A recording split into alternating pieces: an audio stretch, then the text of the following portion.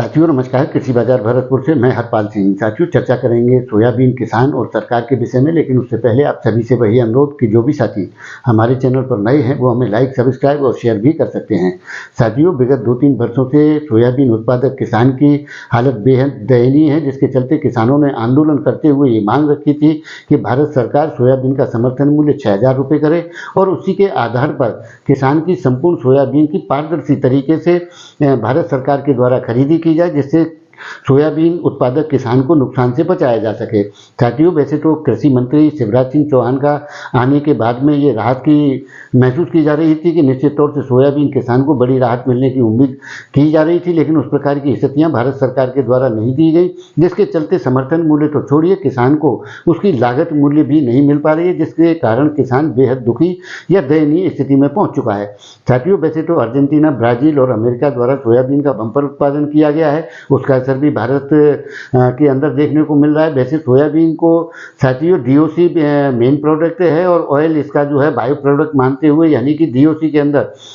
सारे प्लांटों की मांग रही है जो आज की तारीख में सोयाबीन की क्रशिंग नहीं कर पा रहे हैं, क्योंकि उनके डीओसी के पत्ते नहीं लग रहे हैं, ऊंचे भाव पड़ रहे हैं,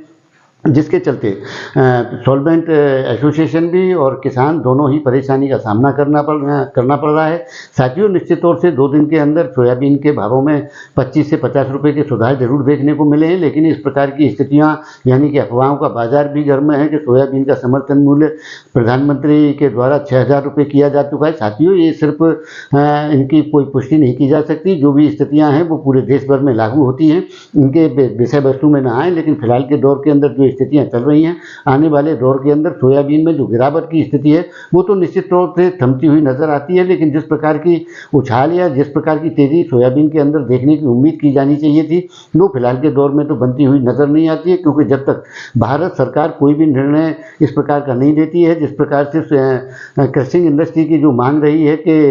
एक्सपोर्ट डीओसी करने पर उसके भारत सरकार कुछ इंसेंटिव दे, जिसके चलते विदेशी बाजार में घरेलू डीओसी को जो है पड़ते लग सकें और क्रशिंग की स्थितियां जबरदस्त तरीके से किए जाएं, जिससे प्लांट और किसान दोनों को ही बचाया जा सके। लेकिन साथियों हालिया दौर के अंदर इस प्रकार की कोई भी स्थिति भारत सरकार के द्वारा नीति निर्धारण के तौर पर नहीं देखने को मिल रही है, जिसके चलते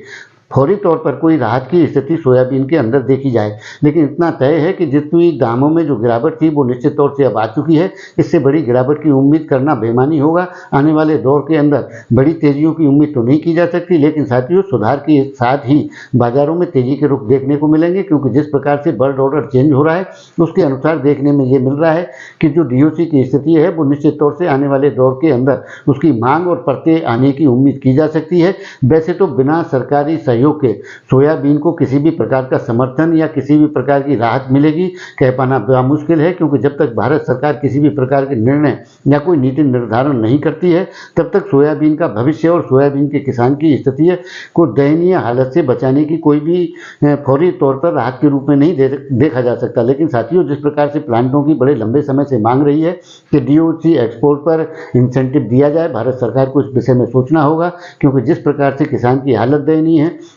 घरेलू उद्योग तबाह होने के कगार पर है और विदेशी आयातित मालों ने घरेलू तेल उद्योग को तबाही के कगार पर ला करके खड़ा कर दिया, जिसके चलते आने वाले दौर के अंदर निश्चित तौर से घरेलू उद्योग और किसान बड़ी मुश्किल में फंसता हुआ नजर आता है। लेकिन साथियों जिस प्रकार की स्थितियां भारत सरकार की एक निष्ठुर स्थिति के तौर पर देखने को मिल रही हैं कि उनके जो निर्णय हैं वो सकारात्मक रूप से न तो ही उद्योग को और न ही किसान को लाभकारी बनते हुए नजर आते हैं। इनके क्या कारण है ये कह पाना तो निश्चित रूप से आश्चर्य होगा कि आने वाले दौर के अंदर सरकार कोई ठोस कदम या समर्थन मूल्य या किसी प्रकार के इजाफे करेगी। फिलहाल के दौर में ऐसा